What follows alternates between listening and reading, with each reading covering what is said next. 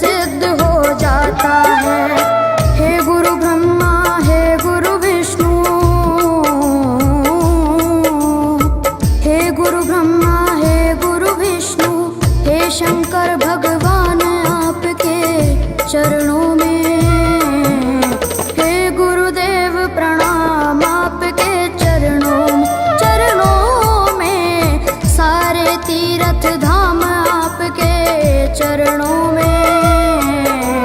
हे गुरुदेव प्रणाम आपके चरणों में।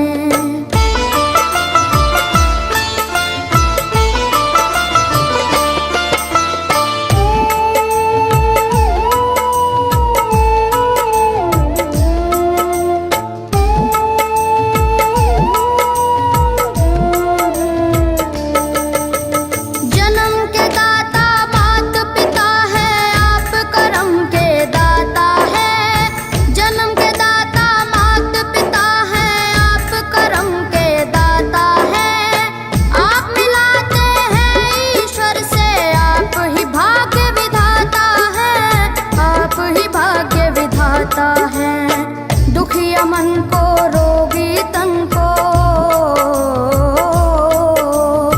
दुखिया मन को, रोगी तन को मिलता है आराम आपके चरणों में। हे गुरुदेव प्रणाम आपके चरणों में, चरणों में, सारे तीर्थ धाम आपके चरणों में। गुरुदेव प्रणाम आपके चरणों में।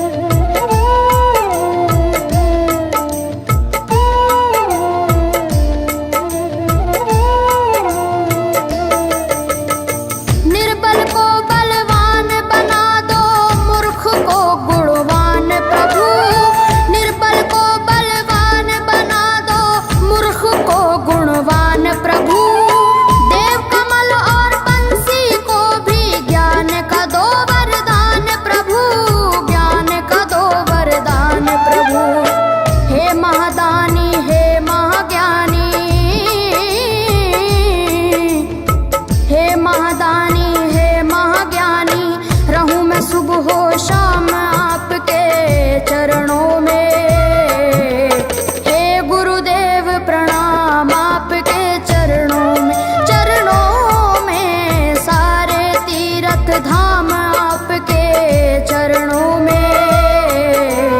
हे गुरुदेव प्रणाम आपके चरणों में। करता करे न कर सके, पर गुरु करे सब होए। सातों दीपानों खंड में गुरु से बड़ा न कोई, से बड़ा न कोई, प्यारे गुरु से बड़ा न कोई। मैं तो 7 समुद्र की मसी करूं, लेखन सब बन गए राय। सब धरती कागज करूं, पर गुरु गुण लिखा न जाए। प्यारे गुरु गुण लिखा न जाए।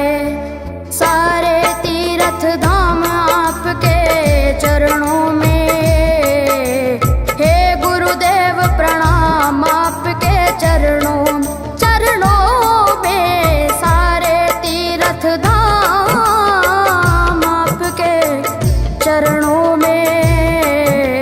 हे गुरुदेव प्रणाम आपके चरणों में। मेरे बाबा है, मेरे बाबा,